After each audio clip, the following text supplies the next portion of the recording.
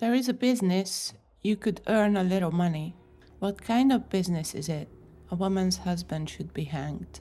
With this conversation, Pipás Pista's bitter story began. Perhaps no other murderer has inspired as many stories and disinformation as Pipás Pista. Even if we try to locate the truth beneath the layers of fairy tales that have accumulated over the years, we cannot guarantee that we will find all of it. However, one thing is certain. Pipás Pista has a special place in Hungarian criminal history. He was the first transsexual murderer, having lived as a man in the farm world around Szeged for a century before being sentenced to death in April 1933 for the murder of 2 men. Hi everyone, welcome back to our podcast. This is Start with the Weird with Roderick and Reka, and today we are going to talk about another Hungarian serial killer. His or her name is Viktória Földi and also called Pista Pipás, which would roughly translate as Stephen with a pipe, and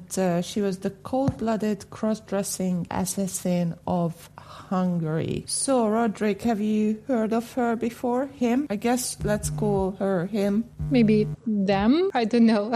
Maybe them, yes. It's really hard to tell if she was an actual transgender person or she was just wearing men's clothes because it was easier to find job at that time. What year was that again? It was the early 20th century, so going through about a decade. Yeah, that's a lot. I mean, no, I've never actually heard anything about this person. And when you said her and then him, I was like, okay, intriguing. But let's dive in. Let's find out what's happening there. Okay, so just before we start, I would like to say that some content may be graphic in nature and listener discretion is advised. Each episode is created with deep respect for the victims, their families, and their loved ones. So this person was also really hard to research because everything I find about her, I found too contradicting other articles that would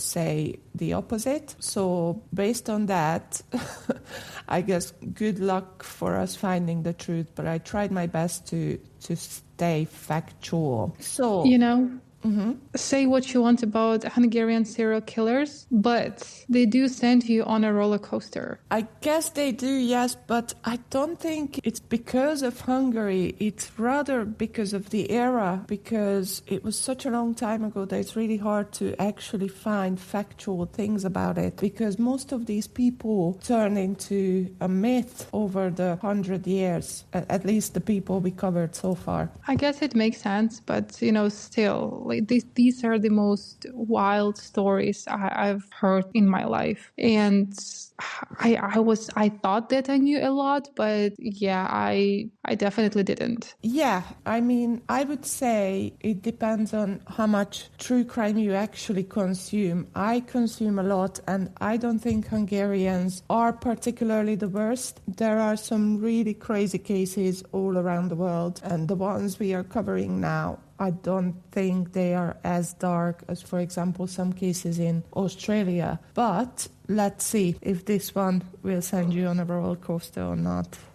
Okay, let's go. Let's dive in. Let's dive in. So, not much can be known for sure about the life of Mrs. Pálné Réger, born Viktória Földi, known only as Pipás Pista to her environment and later to posterity, and the reason for her becoming a transvestite. The available and widespread versions are quite vague and inaccurate. The criminal proceedings, which dealt rather narrowly with the motivations of Pipás Pista's actions and behavior, and the press coverage of the time already in the 30s gave rise to stories that exaggerated and distorted the person of Viktória Földi. The legend that had developed was further colored by László Szabó's book published in 1968, Pipás Pista, the Executioner of the Farmland, which depicts the woman as a poor maid who due to abuse, became disgusted with men and then helped her fellow women get rid of their husbands by dressing in men's clothing. Szabó is also responsible for the ballad motif that even the police did not know that Pipás Pista was actually a woman. This was only revealed in prison during a medical examination of the murderer who refused to bathe. Now, in order to understand the story of Pipás Pista, we first need to familiarize ourselves with the local conditions of the time. So we already sort of talked about this. This was about almost overlapping with the previous episode's topic. So it was after the First World War, and it was really hard to find jobs, and it was really hard to be a woman at that time. In the miserable times following the First World War, we are in the closed community of small villages in the southern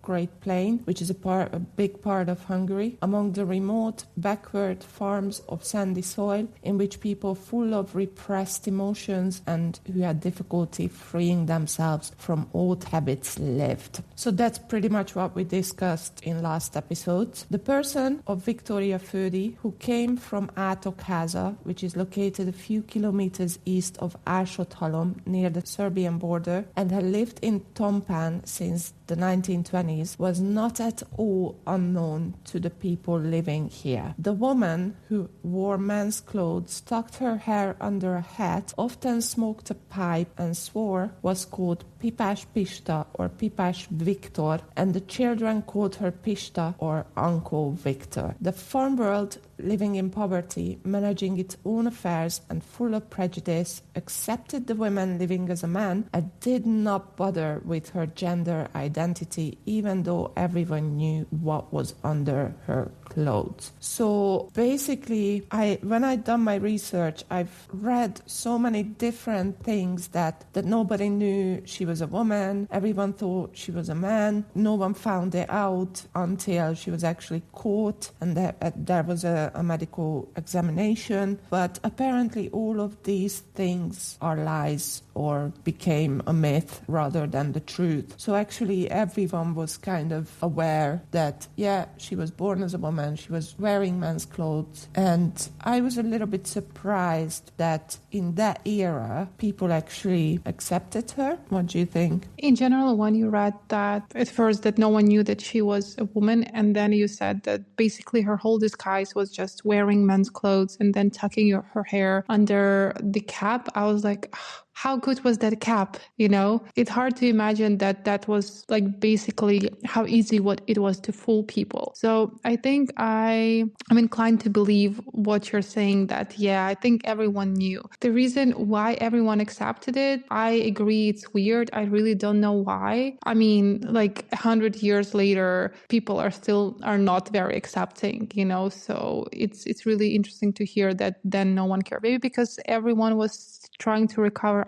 from the war, you know, I don't know. I really don't know. Yeah, it's an interesting point that I was thinking about that because it was after the war and people actually had real issues, like how to feed themselves next day and will they survive till the end of the month. So these are real issues and nobody cared about probably her gender. And that shows a lot, I think.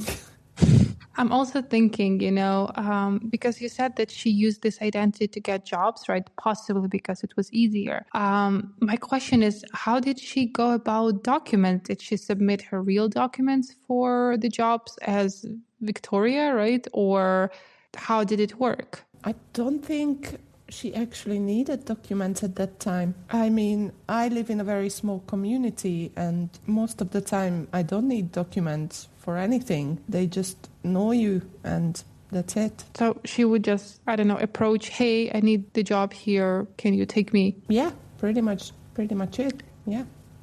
But then, like, it raises so many questions. Like, you said that it would be easier to get a job as a man than if you were a woman, right? But if everyone knew that she was a woman dressing like a man, do you see my confusion? Okay, yes, I see the confusion and I will explain this to you. Basically, it's not because of who you were, but what jobs you were capable of doing. So all the jobs she was doing, apparently she was stronger than most men. So she was doing handiwork and hard work around the farms. So basically you're saying people were willing to give her a chance? Because like they probably wouldn't know that she's stronger than most men by just, I guess, looking at her? They did know. They knew her. They knew her. Yeah, it's a small community. Everyone knows everyone. So she was not always a crossdresser. Let's find out. Okay, yeah, let's dive in, because the more we talk about, the more questions I have and the more confused I get. So let's just continue. Okay, so Pipás Pista's great carrying capacity and the work she did certainly played a role in her acceptance. There you go. The woman mainly supported herself by day labor, like mowing, but she also occasionally worked as a freighter, during which she smuggled a lot of goods from Szabadka to Szeged, together with a man called József Fliber. Pipás Pista was probably born in 1886 in Átokháza. She herself did not remember the date of her birth. She was also illiterate. So during the criminal proceedings, the court found this date to be the most acceptable, and later became the second wife of a wealthier farmer, Pál Rieger. It was not confirmed that she was abused by her father or that she was assaulted at the age of 13 by Moritz Schulák, for whom she worked as a farmhand. It is also not true that she had 5 children with Pál Rieger, with her husband, and that she began to behave as a transvestite after the death of her aggressive husband. The truth is that Pál Rieger already had 6 children with his first wife when he married Victoria Födi, from which marriage a daughter was born. So I read it on Wikipedia and in also other articles that her husband was abusive and they had 5 children, but actually they didn't. The children came from a previous marriage and she only had 1 child, which I don't really know what happened to this daughter. There are no records of it. I'm sorry, can we circle back to the fact that she was the second wife? Second wife? Yes. She was a second wife. How was this legal? Probably, we don't know what happened to the first wife, but probably she died. Oh, it's not the second wife at the same time. No, she was the second wife, as in. Because I was thinking like, oh my God, I didn't know that, Hungary allowed, I don't know how you call it when you have multiple wives.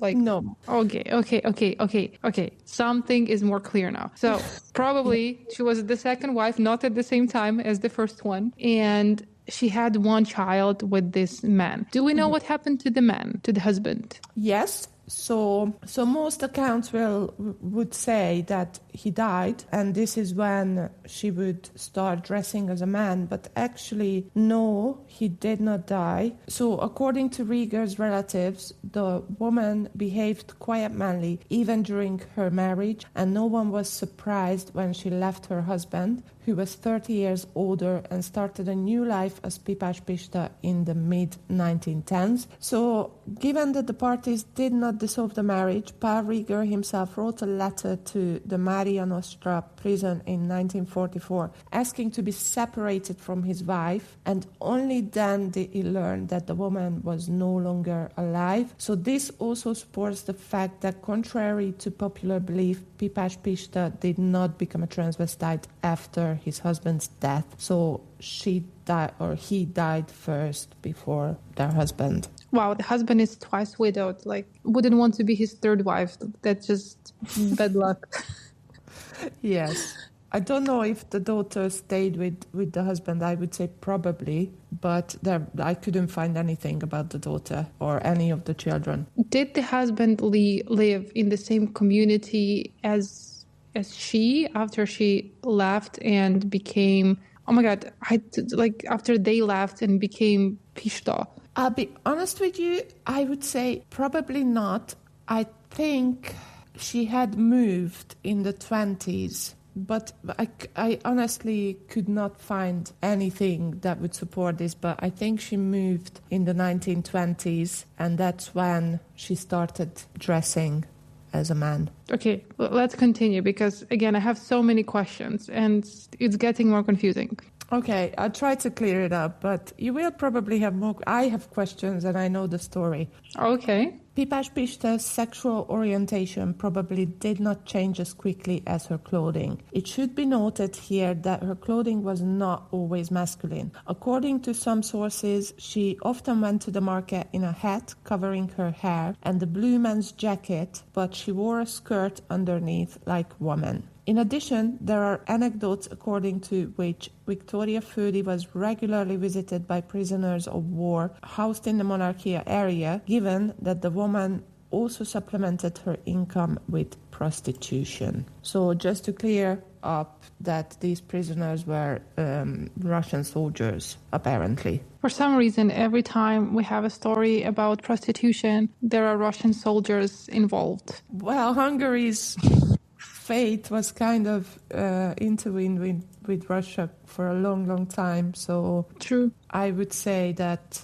probably in the upcoming episodes we will see quite a lot of stories around Russian soldiers. I would say because the story that we had about the Little Red Hood, Piroshka, yeah.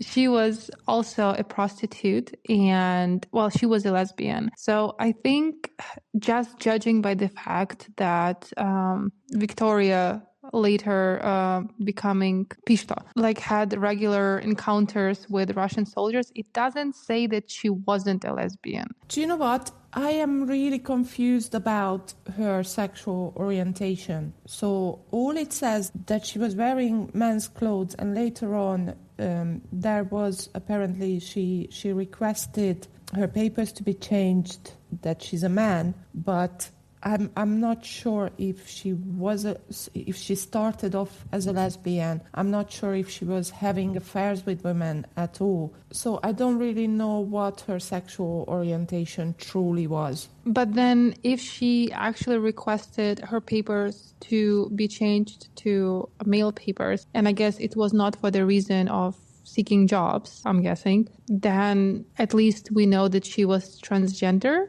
I guess. It's, again, I don't know how the rules and the laws were back in Hungary, that even it was possible to change your gender at that time. So honestly, no idea. Did she ask to change her gender before she was caught or after? Before. Like, if she requested, then, like, you get me. If it was not, how to say it, it's not like it was not possible at all, but, like, the idea did come to her head somehow. Yes, but again, it's not a proof of anything. So we can just speculate, yeah, she wanted to become a man. But again, there are no, like... There are no articles about her sexuality whatsoever, besides this little snippet that she would be a prostitute, which again does not prove anything. And nothing proves nothing in this case. I'm just confused about how to address her, him, them, in this case. So, like, I want to be respectful, but yeah. Okay, yes, let's continue. We are also talking about a murderer, so which is quite a good perspective to look at. So let's just call her Dam. Yeah, okay. So I tried to sort of research this whole thing, trying to find out that her sexual orientation and her cross-dressing had anything to do with the acts they committed later on. But as I said before, the whole thing about her being abused by her father, by this farmer where she worked at as a teenager, apparently these are all just myths and they are not true at all. So she actually came from a quite stable home, not rich, they were poor, but nobody was abusing her. And the whole thing that this is why they started to hate men, that's absolutely incorrect. But how do we know that these things are not true? Well, we cannot know for sure, but I read some historians' notes, so they might have done some interviews in the area. Could it possibly be that these things happened behind closed doors and no one knew? I mean, it could be, but I don't know. I went through so many articles, and this guy was the only one that sort of tried not to sensationalize this whole case, because it's literally became a myth and a legend in Hungary. Pista Pipás, they actually have a statue of her somewhere in Hungary. Yeah. Interesting. Okay, let's see what happens after. Okay. But he was famous and infamous in the area due to his very strong physique and strength. He had a special table in the local Kutyakaparó Csárda, which is like a pub. And according to legend, he knocked many men to the ground with one hand. The farmers in the area were happy to employ him as a day laborer because of his incredible endurance. According to stories, he could work twice as much as others. So how did Pipás Pista, who lived as a man, became the murderer of the farm world? As is clear from the above, it was not difficult for the swearing, pub-hopping, powerful woman or man to engage in illegal activities. She was already a smuggler, and the fact that she undertook to change her gender identity in such an environment reveals that she lived a life not according to the standards of her environment, but according to her own. And this included murder. The subsequent investigation uncovered fragments of information that showed that Pipás Pista not only had two victims, but, as the oral tradition has continued, on several occasions helped to get rid of husbands at the request of their wives in exchange for some kind of compensation. His method in each case, including the two murders proven against him, was disguised as the men hanged themselves, and the orderer had to pay for the crime each time. This made Pipás Pista not only a transvestite serial killer from 100 years ago, but also a cold-blooded assassin. I want to say that, honestly, I think there is a good point there that doing all of this, I mean, I'm not talking about the murders, but to, stand out in such, what's the word, prominent way, that was very brave during the time. I mean, it's brave even right now, to be different because, people might look at you differently. It might cost you some opportunities, Anyway, it's not easy to stand out, but 100 years ago, after the war, I think it's just a whole other level. And I'm really wondering, did he have any issues? Because people really were okay with him and because he was good at work, right? But besides that, were people whispering behind his back? Were people, I don't know, trying to keep their distance? I'm truly trying to imagine his everyday life, and it's really hard for me. So according to this, he was well known in pubs. So I would say he would have some fun times in the pub and if you are hated somewhere, you're not going to go back. But she was there every night. So who knows? True. That's a very good point. Okay. Yeah. I'm still processing it, but let's continue. Let's see what happens after. Right. So to carry on. However, considering that when the investigation was initiated, only a few years had passed since the horrific events in Szeged. So just in case if you listeners did miss the previous episode, we have covered these horrific events, which was a poisoning ring where wives of returning soldiers poisoned their husbands so they would get rid of the burden of a husband with PTSD coming back from the war. And it became a whole ring, a whole village, and more than 50 people died. So if you guys missed this episode, it's uploaded, so you're free to listen to it. So the authorities in charge were not interested in bringing another series of murders by women who, for one reason or another, renounced men to the public eye, and therefore they sought to close the case in which Pipás Pista was accused of killing 2 people in total as soon as possible. For example, they did not deal with the case of Marcsa Császár Antalné Kis, whom Pista Pipás had allegedly already convinced of the necessity of killing her husband, but on one occasion Antal Kis saw her future accomplice urinating like a woman, so she abandoned her plan. So basically, apparently there were more than 30 of these people hanging themselves, and probably Pista Pipás had something to do with them. But because of the case in Tiszazug, where all of these husbands died, they didn't want to go through another case like this. Wasn't it Nagyrév? So it's in the Tiszazug area, but the actual village was called Nagyrév.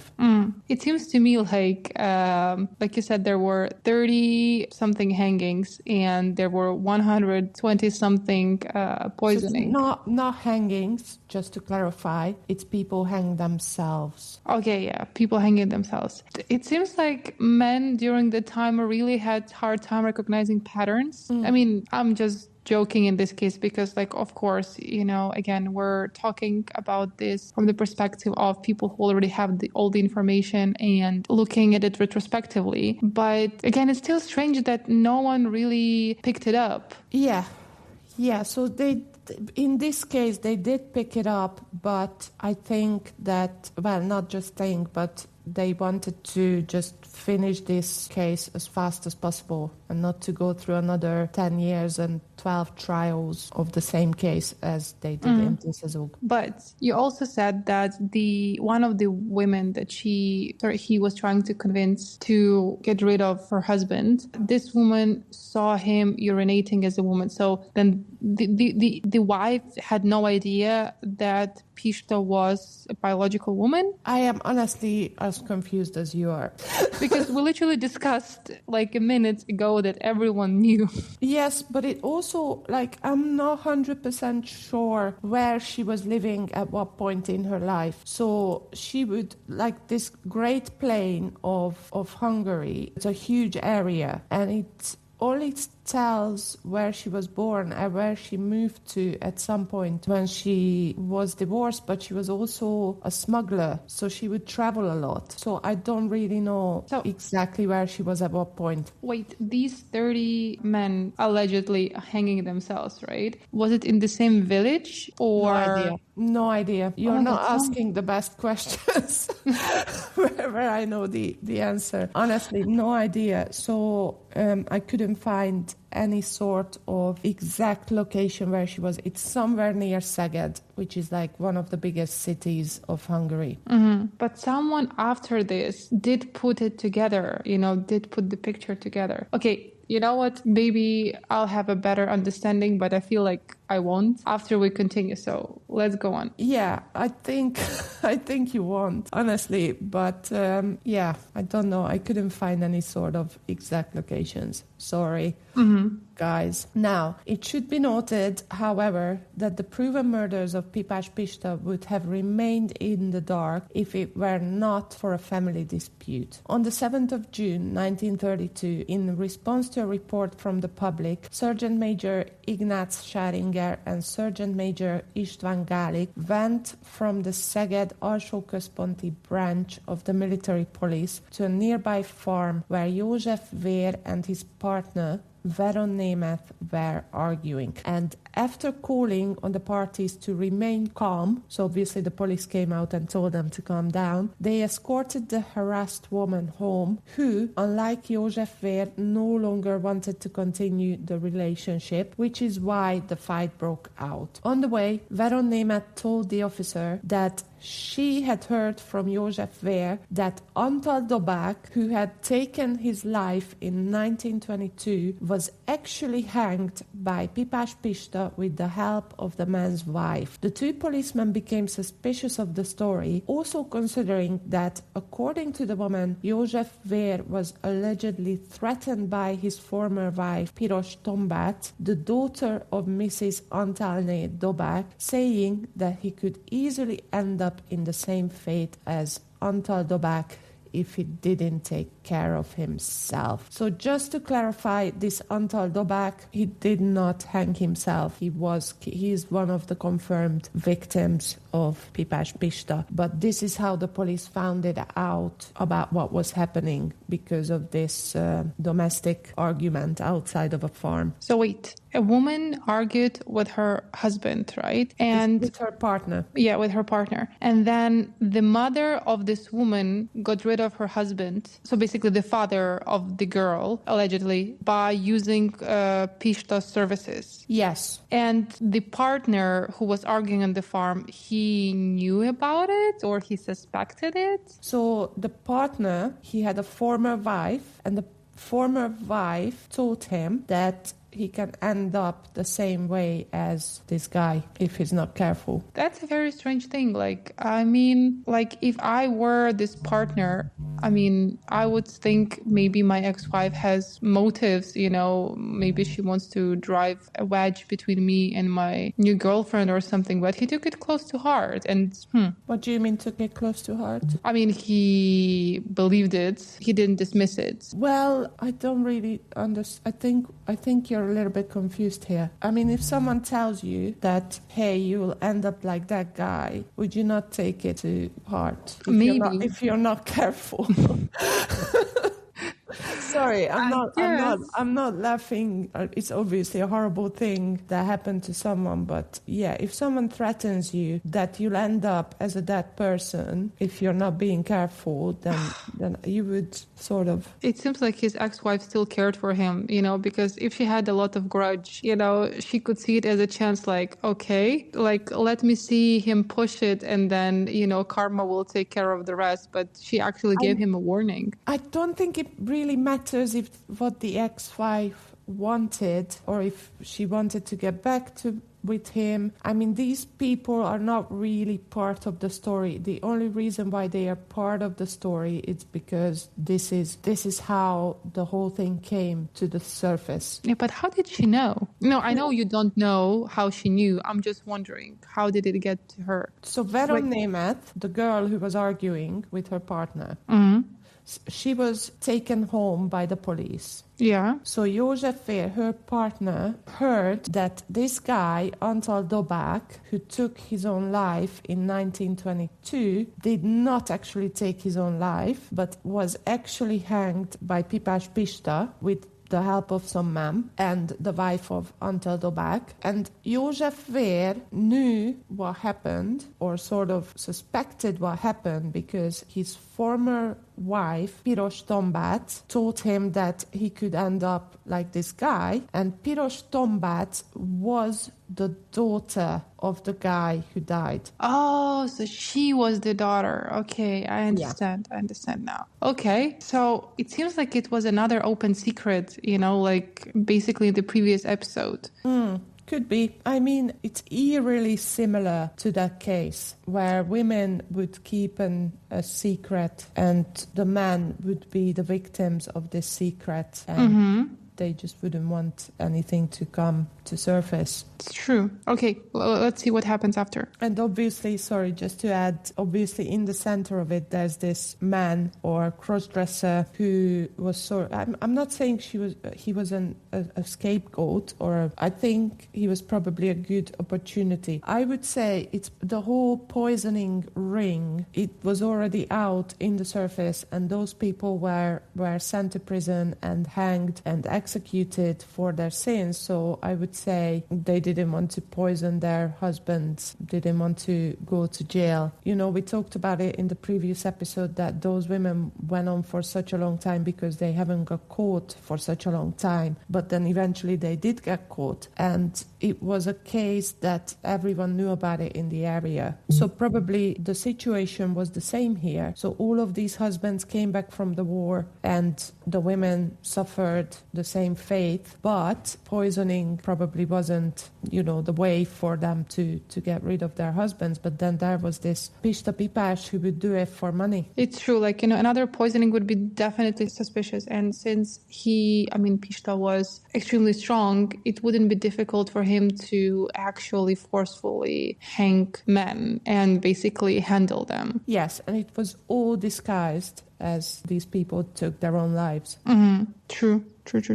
Okay. So now it's clear, yeah? so far? Yeah, so far I think we're good. So the investigation was led by an investigator named Ferenc Pintér, and József Vér and Piros Tombác were questioned. So the arguing couple were questioned, as well as possible witnesses. It soon became clear that not only Antal Dobák, but also the death of István Börcsök in 1919, so a couple of years earlier, was haunting Pipás Pista's soul. So the officers tracked down the accomplices in record time, and practically a month and a half after the story of Veron Németh in July 1932. Oh, actually, not even a couple of years later, more than 10 years later. So in July 1932, they arrested all the suspects together with Pipás Pista, and despite Pipás Pista's vain attempts to twist his confessions and his attempt to minimize his role in the murders, the accomplices quickly confessed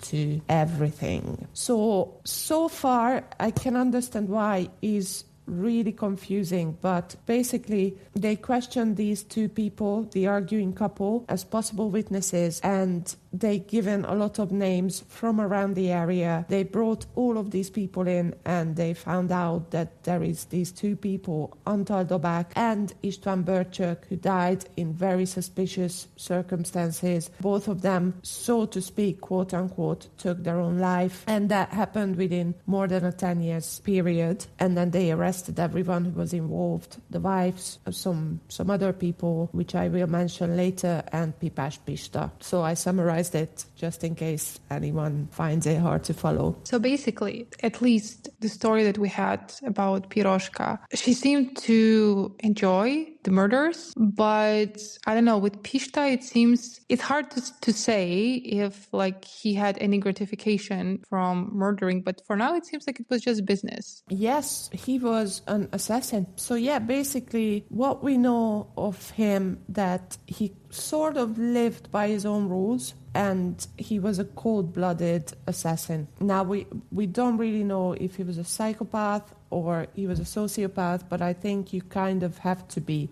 able to commit these crimes without any sort of emotional bond to these people. Because, yeah, you're a wife of this abusive husband, or we don't know if these people were abusive actually, but just based on the previous story, I can imagine they would have been not as nice people, but still they didn't deserve to be murdered. But anyway, the wives who wanted them dead, they had the emotional connection, they had the reason, whilst Pipás Pista just did it for the killing and for the money he would get for it. Do we know if at this point Pista stopped being a prostitute? No, I don't know anything about that at all. I was just really wondering if Pista stopped being a prostitute before he became a cross-dresser, and at what point he wanted to change his gender officially. Again, you're asking questions that I don't have the answer for. I don't know. I think at this point, I kind of feel like he was an entrepreneur of sort at that time, as much as you can be. He tried to make money out of whatever he could. Hustler? No, not a hustler, but he was smuggling, he was working farms, he was doing a lot of jobs, he was a hard worker, and yeah, these women wanted to get rid of their husbands. And there is this quote, which I'm not 100% sure where it came from, if it was truth or not, so I just read it out. So quote unquote, there is a business, you could earn a little money. What kind of business is it? A woman's husband should be hanged. So I found this in Hungarian, obviously, but I translated it. So I kind of feel like, and I know people nowadays as well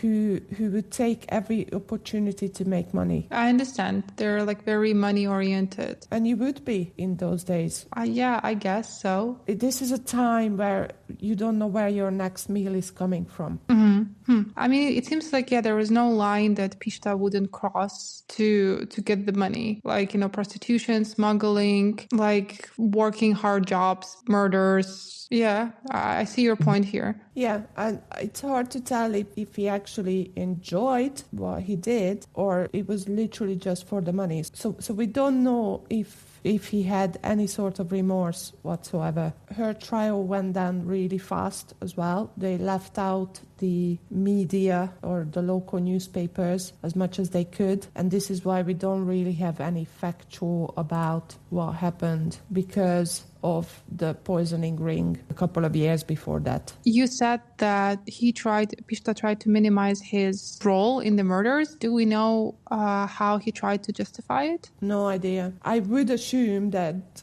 he would say, I wasn't the one who wanted this. I was just, helping out or something along those lines. I'm trying to understand, or compare, about whom we know less information about Béla Kiss or about Pista. It seems to be on the same level. Yeah, it's not easy when we look back at murders or murderers more than 100 years ago, but it's interesting that we even knew more about Elizabeth Bathory, who lived hundreds of years ago, than these people. But I guess this was the First World War. True, chaos everywhere. That was chaos everywhere. There were no paperwork. These farmers probably would employ anyone who would help out just for a meal, Mm-hmm. Makes sense. Going back to your question about the papers, if you have a big farm in an era where it's really hard to find help and you can't do it because your sons probably died in the war or something, or most of your family died in the war, then someone comes along, you don't ask questions, you just ask them, if I give you dinner, will you help me harvest? That's what it was. They didn't ask for papers. Yeah, These people probably stayed there for a day or two. They had a roof above their head in a shed for those nights and had something warm to eat. I see the point. I can see the picture. Right. So just to dive a little bit deeper into this, I do have some details of the first and the second murder. So the first murder, again, this was 12, 14 years before he got caught, and the person was called István Börcsök. So Pipás Pista met István Börcsök in 1916, who had just returned from the war to the farm world. The woman, who was already living as a man by then. So 1916, he was already a man. I don't know if that helps you. I do not have any concept of time or numbers, so not really, but it's okay. We can go on. So he had left his husband in the mid-1910s. So I would say he would started to become a man after her leaving her husband. So that was 1910s, 1915, and the first murder came a year after. Damn, he did not wait long. No. Okay. I mean, I can imagine that leaving his husband would put him in a position where he didn't have money either. True. I mean, that was very difficult too, leaving your husband is not something that happened a lot during that time. Mostly because of the reason you just mentioned, you're just literally afraid for your survival. So you're putting up with anything, including beating or other mistreatment. But it seems like he was a rebel from the very beginning. Yes, and he knew that he was strong. He knew he can get a job. I think most women wouldn't have been employed as a farmhand because of their physiques, but he had the advantage. True. It was on his side. So he was already living as a man by then, by 1916, had finished his search for identity, left Párizs, and under the assumed name of Pipás Pista made a living from agricultural and casual work, earning his living in local pubs. In 1919, so they met in 1916, so he didn't actually murder him at that point. In 1919, István Börcsök offered Pipás Pista the opportunity to move to his farm and in return do day labor. According to witnesses, István Börcsök was an aggressive drunkard who regularly threatened his wife with his rifle. The woman had had enough of the situation and, in alliance with Pipás Pista, came to the conclusion that her husband had to die. According to Pipás Pista's testimony, Mrs. Birchuk invented the murder and suggested the rope and the idea of make it look like that he takes his own life, but Pipás Pista himself had organized an accomplice. In May 1919, he visited János Vechernyés and offered him a large sum of money if he would help him murder István Birchuk. Vechernyés, who was unemployed and short of money, agreed, and accompanied by Imre Birchuk, István Birchuk's son, Pipás and his wife entered the courtyard of the Birchuk's house one night. So, just in case, if anyone doesn't follow all these names, so we had the wife, Mrs. Birchuk, who told Pipás Pista what she wanted to do. Pipás Pista was obviously stronger, and they wanted to make it look like that Mr. Birchuk will take his own life, and they asked a third party, János Vechernyés, to help, and also Mrs. Birchuk's son. So there was 4 people against 1, basically. However, the 3 perpetrators disturbed the horses, and István Birchuk woke up to the sound of the animals. He came out into the yard with a lantern in his hand, where he started to fight with Vechernyés until Pipás Pista finally strangled him with a rope. The 2 murderers dragged Birchuk's body into the house and hung it on a beam, but at Mrs. Birchuk's request, they took it down and took it to the pantry, where they arranged the scene as if it had been Mr. Birchuk's taking his own life. After the murder, for which Pipás received 400 coronas, which I don't really know how much it is, Pipás Pista moved into the Birchuk house, but a year later Mrs. Birchuk threw him out because he did not work and sold the livestock illegally. So going back to your question, or wasn't really a question, but we talked about his sexual orientation, maybe they had an affair. It's hard to tell, but I think because all of these events were taken as they questioned him and the rest of the people involved, I think they would have mentioned if there was an affair between these 2. But, maybe she or both of them didn't want to acknowledge that, that's another thing. But, again, it doesn't matter, but I'm wondering why they had to bring in so many people. Okay, the wife and Pista, okay, I understand. The son, I understand, but a whole other person, that's a lot of loose ends. And it seems like if Pista was very strong, why would they need another pair of hands? Beats me. I don't know. I was wondering about that as well. So if the son, I don't know how the son was, but it's very confusing for me because for Pista, it means splitting the money with someone. And as we, deduced from the story, money was very important for him. And for the wife, that means a whole other person knowing about it, which means there is more possibility of the secret spilling out. So I'm very confused by that. I don't know. Maybe this guy was really big, really strong. Could have been. I have no idea. Also, they mentioned the rifle. Okay. Maybe that's why, just in case. Maybe. Yeah, I guess Pista didn't want to die. I guess none of them wanted to, but it's really hard to tell. I was thinking about that why did they need to involve another person when they could have just sort of do it whilst he was asleep maybe or something.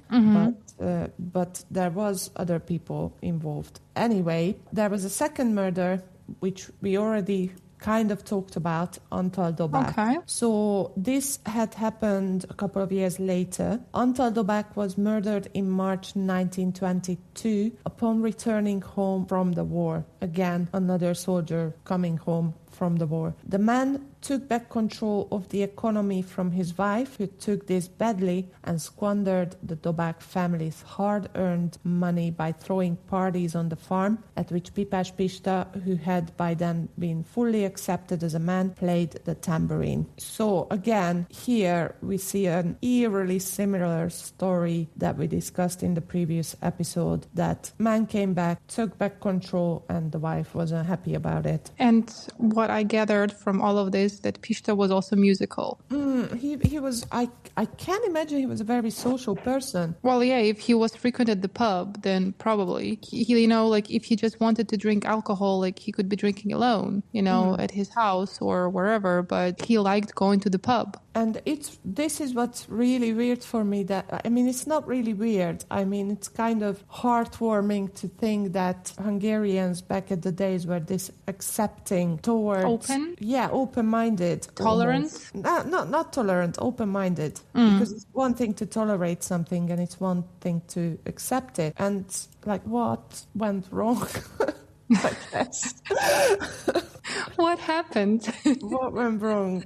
Anyway, so just to carry on, in the tense situation, Mrs. Dobák offered some wheat, 1 ham, and 28 liters of wine to Pipás Pista and her daughter's suitor, József Császár, and József Császár's brother-in-law, István Bende, whom the investigation revealed with 2 pseudonyms or alter egos known as János Horváth and István Katona, each for the murder of her husband. It was not clear whether Pipás Pista or Mrs. Dobák had organized Bende, but the man quickly took the scam. So just to clarify again, loads of names. So we had the wife who wasn't happy. She gave some wine and some food to Pipás Pista, and also her son-in-law József Császár and the son-in-law's brother-in-law István Bende. So You're not making it any better. No, so there was 2 extra people basically. Again, they were bringing in outsiders like for this. Yeah. It seems like they just like to be social. They liked working in a team. Maybe, I don't know. Maybe there are dogs. That could be also a possibility because it's a farm. So I can imagine they would have dogs to, guard the place. I don't know. Anyway, okay. The murder took place soon after. One night, Bende and Császár, so the 2 accomplices, hid in the Dobák family's kitchen, and when Antal Dobák arrived, the 2 men emerged from their hiding place and beat the head of the family. Then, with a rope around his neck, they took him to the room where Pista Pipás was waiting. The 3 murderers together pulled the victim up onto the main beam, while Mrs. Dobák blocked any possibility of escape at the kitchen door. After the murder, the body was taken down, taken out to the pantry, and hung again. This time, Pipás also arranged the scene as if Antal Dobák had taken his own life. The violence of the crime and the low value of human life in the conditions at that time are clearly shown by the fact that the Dobák family's minor children also watched the murder. Now, just to go back to this whole why they needed extra people, I think we just got the answer to that because they were carrying the body all over the place. I can't imagine. I'm thinking how big were supposed to be the husbands if Pista could not carry them themselves. It's because not easy to... I mean, I don't have experience, don't get me wrong. But I hope not. No, but I have watched a lot of documentaries, and even the police would always say that it's not easy to carry a dead body. Okay. But... And also put it up on the beam as well. To pull it up, I would assume it's really hard. So someone would need to hold it. I mean, I guess that's why they would need extra people. But just to go back to that, again, it is wartime or after the war, but the fact that it was okay for the children to watch. Why would you even have your children watch, It's so unnecessary. Maybe they only had one room. Like, let them go outside, just... I don't know, put them to bed. Like, there are so many other things you could do, you get me? Like, I don't see the need. First of all, again, it's very tricky, what if the kids spill the secret to someone? Like, that is just like stupid from the criminal point of view. Like, second of all, like, why would you traumatize your children like that? Okay, you don't value the life of your husband, but like, even if they didn't really think much of him as a father, it's a human life. Like, I cannot wrap my head around it. Like, but yeah. You said the farms were big, so they could just be outside, Yeah, but it was at the night. Anyway, it's not right in any level. Yeah, let's agree on that. Not just the children, but the whole act is not okay. Absolutely. It's all wrong, but we are almost at the end. So these are the things that we know the most about, that what happened on those 2 nights, and obviously we don't know the rest of it because the police didn't want to pursue those cases, the other 30 cases, but probably Pista Pipás had a hand in those as well, which is, I find it a little bit like it's very lazy police work that you just don't want to investigate it because, not too long ago there was another case that was becoming infamous, so let's just leave it in the down low. I mean, not that much changed, since then. I hear these kind of cases all the time in the modern times as well. So the optics are important, so, and again, no one wants to do the extra work. So yeah, I can see that happening. Still, it's just lazy police work. Anyway, I don't argue there. So just to talk about the verdict, the trial took place after the confessions. The court had very little evidence, given that at the time of Antal Dobák's exhumation, the trial took place after the confessions. The court had very little evidence, given that at the time of Antal Dobák's exhumation, due to the 10 years that had passed, it was only possible to prove that the thyroid cartilage was presumably broken as a result of strangulation, not hanging, but rather when this had occurred. So they couldn't really tell if the strangulation happened by the rope or by a person. István Börcsök's exhumation could not take place, given that his death was not reported to the authorities in the chaos caused by the events of 1919, and therefore there were no official papers about his burial. So the first victim couldn't even be examined at all. So basically, are you trying to say that if those people hadn't confessed, then possibly they wouldn't have gone to jail at all? Yeah. If that argument outside of the farm never happened, then this would have never came to light. Oh my God, it's crazy. Anyway, the situation was further complicated by the fact that Pista Pipás could not read or write, so he only authenticated his confessions with a fingerprint and a cross. Despite the above, the court quickly closed the case. During the trial, the issue of sexual orientation raised by the defense was dealt with in a terse manner. They did not take into account the fact that Pipás Pista himself had previously applied to the authorities to be declared a man, and the psychiatric opinion settled it by saying that he only wore men's clothing to make it easier for him to get day labor work. And on January 13, 1933, it was a Friday, Pipás Pista was sentenced to death. Mrs. Dobák received a life sentence. Mrs. Börcsök, József Császár, István Bende received 15 years, Vecsernyés 6, and Imre Börcsök 2 years. However, Pipás Pista was not executed, despite the fact that the second instance court also sentenced him to death. He filed a petition for clemency, as a result of which Horthy Miklós, who was a prime minister, on the recommendation of the Clemency Council, commuted his sentence to life imprisonment on the Christmas of 1933. Pista Pipás Victoria Földi died on the 10th of October 1940 in the Royal National Collective Prison. Pista Pipás was undoubtedly a cruel and stubborn woman or man, even if, according to sources, she was hurt by the death of Antal Dobák for a long time. After peeling away the legendary and ballad motifs that were attached to her person, we find that she killed people without remorse for the purpose of earning an income, for which the tension between her gender identity and the backward, restricted environment could not be an excuse. So a lot to cover here. So first of all, going back to your question earlier, so before the trials, he did apply to be officially a man, and the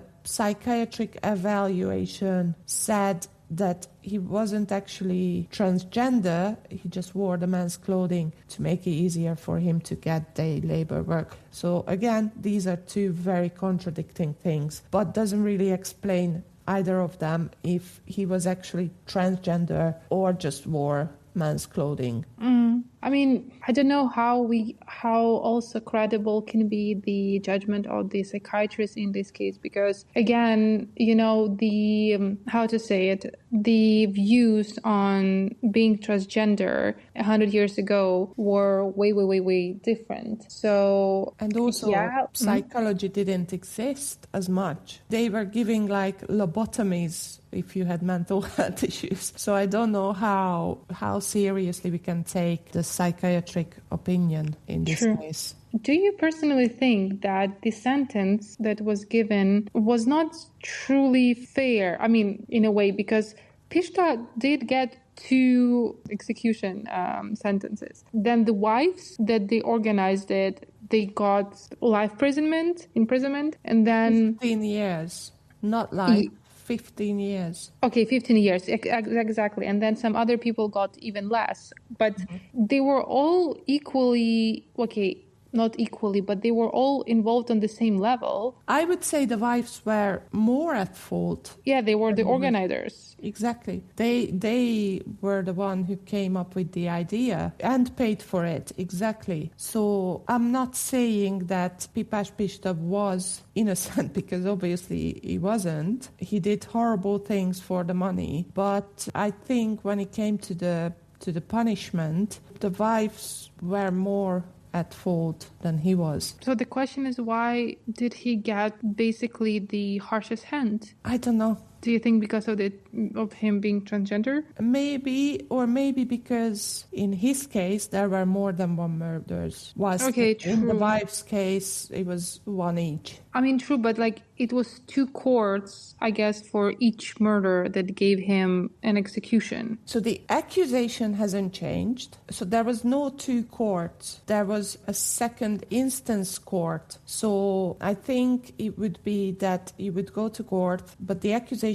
and the charge is the same, the 2 people you murdered. But then, so the first court would sentence you, and then you would have a chance to appeal, and then the second court is the sentence that you cannot appeal against. I hope that explains it. I think it's pretty much the case everywhere in the world. Well, maybe not everywhere, but I'd say in Europe probably. Okay. Do we know how Pista died? I mean, of natural causes or... Natural causes, it had something to do with his heart. So he didn't hang himself or anything? He had issues with his heart. Maybe a heart attack could have been. I mean, he was a strong smoker. Very probable that he would still smoke. Pipa, which is in the name, Pipás. Pipa means pipe. So he was smoking a pipe. That's how he got the name Pipás. So the other thing here, that he was cruel and stubborn, and I think I said stubborn woman. We don't know actually about his gender identity, but let's call him a man. But it does say that he was hurt by the death of Antal Dobák for a long time, according to sources. So going back to what was his reason, if he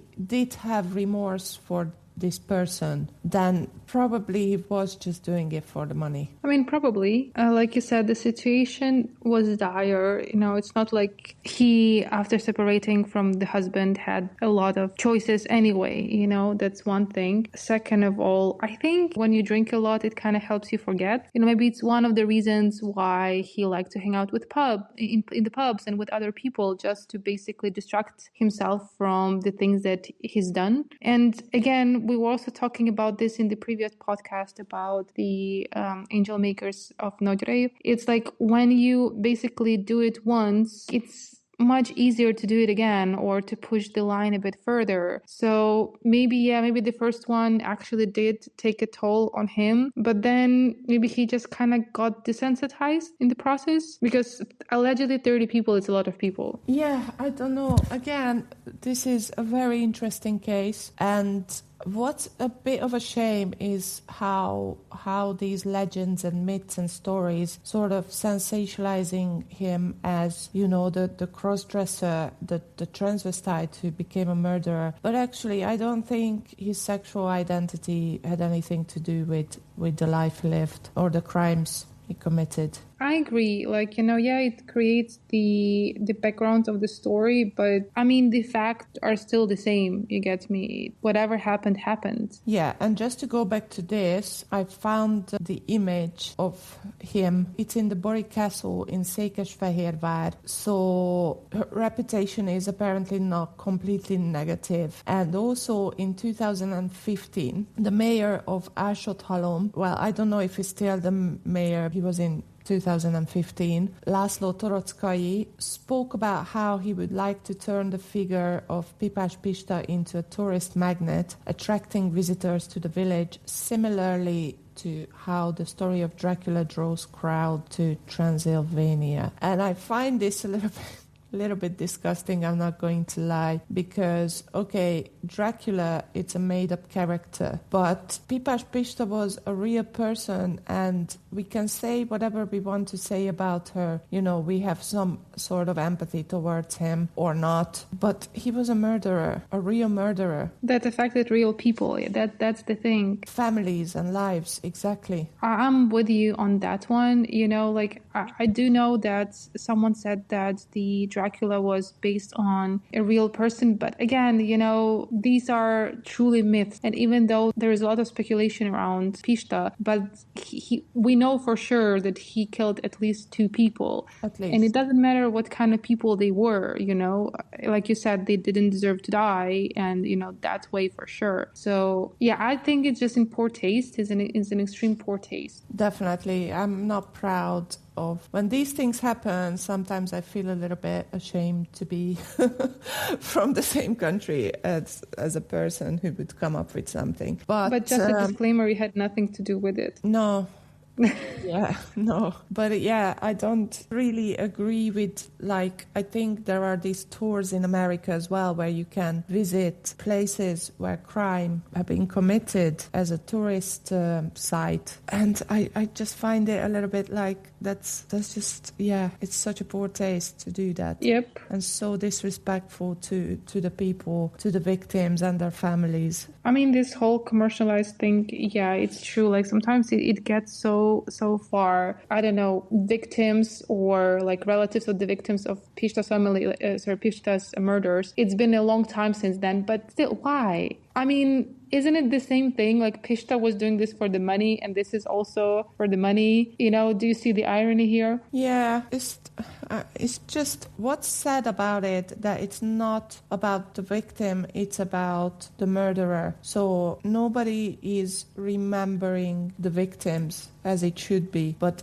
it's all about what the murderer done. And yeah, I don't really know how to explain this, but those people were people as well. They had lives, they had habits, they had, you know, good and bad behaviors, and not everyone is all bad or all good. Yeah, it's easy to look back at that, oh yeah, these husbands were not nice to their wives, but it doesn't mean that they weren't good people to some level. Even if they weren't, again, it doesn't mean that they deserve to be murdered. No, exactly. So yeah, that was today's episode. If you don't have anything else to add, then we have a couple of cases that we can talk about next time. And I think we should talk about Péter Kovács in the next episode, who is also called the Martfő Monster. And it's a little bit closer to our times. So he was committing murders between 1934 and 1968. Hopefully Stacey can join us as well. If you guys enjoyed this episode, don't forget to hit like and subscribe so you don't lose us. You can find us on RSS feed as a podcast. You can find us on YouTube, Start With The Weird, and we are also on Instagram, also Start With The Weird with the handle, and